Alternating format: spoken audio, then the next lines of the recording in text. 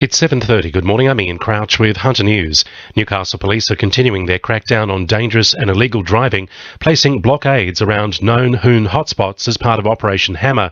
Kooragang Island, the Steel River Industrial Estate, Wharf Road at Nobbies and a number of beachside car parks have been targeted. Superintendent John Walton says dangerous behaviour won't be tolerated. We have people coming from the Lower Hunter, the Port Stephens area, the Lake Macquarie area, as far as away as Sydney. So this is not just Newcastle people, it's people from all the way around the place, and that's why we've engaged with the Traffic and Highway Patrol to really try and get on top of this problem. We're sending a clear message that this sort of behaviour won't be tolerated in and around Newcastle. The Mayor of Port Stephens wants to make it easier for Hunter residents to cut down trees on their properties which are deemed dangerous. Bruce McKenzie is calling for Council's rules to be relaxed over the next 12 months due to the devastation caused by falling trees during the flood crisis, damaging homes, cars and power lines. Residents normally have to apply to Council before lopping trees. A flood watch has been issued for parts of the Hunter by the SES. The Weather Bureau says there's a 70% chance of flooding in the Patterson and Williams rivers in coming days due to an east coast low forming off the coast of southeast Queensland. This could impact parts of Port Stephens, including Nelson Bay.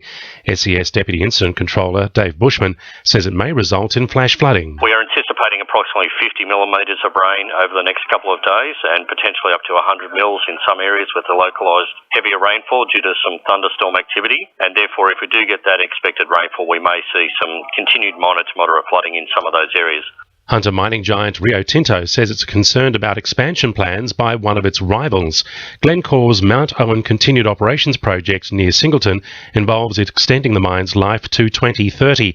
Rio Tinto says the project could harm its business as it relies on the use of the Newdale rail loop, which is owned by Rio subsidiary Coal and Allied.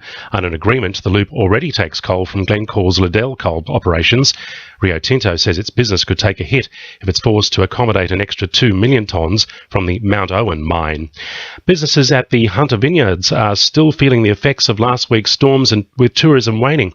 Hundreds of shifts for casual workers have been cut due to a lack of customers, prompting renewed calls for Hunter residents to support the economy by making the trip.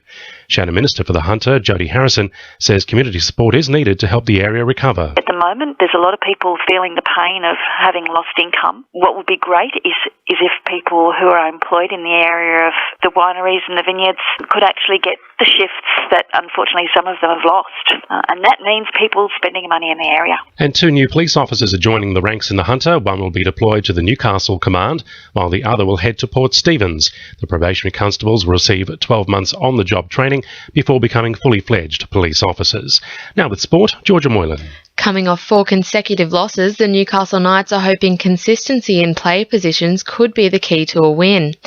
This season has seen the red and blue rotating the fullback position between captain Kurt Gidley and 18-year-old Sione Matautia.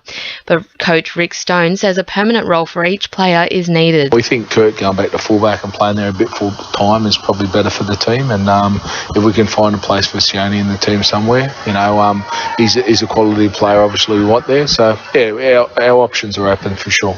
Newcastle Jets player Andrew Houle has officially accepted a 2-year deal with Sydney FC. The winger was named Player of the Year for the Jets' 2014-15 season and is set to link with the Sky Blues as early as next month.